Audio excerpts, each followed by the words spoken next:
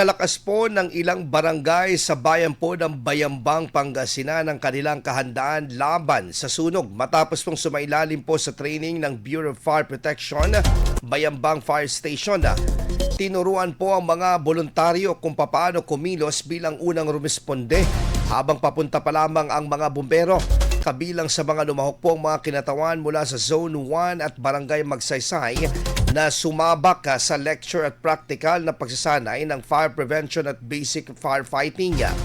Ilan sa itinuro ang tamang paggamit ng fire extinguisher at pagtukoy sa posibleng sanhi ng sunog at paunang hakbang upang mapigilan ang mabilis na pagkalat ng apoy.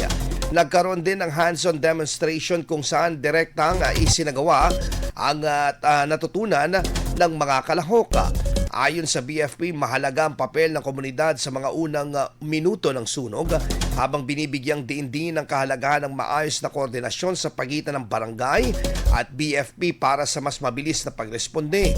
Sa ganitong hakbang, inaasahan na mas handa at alerto ang mga residente sa Bayambang sakaling magkaroon ng sunog sa kanilang lugar.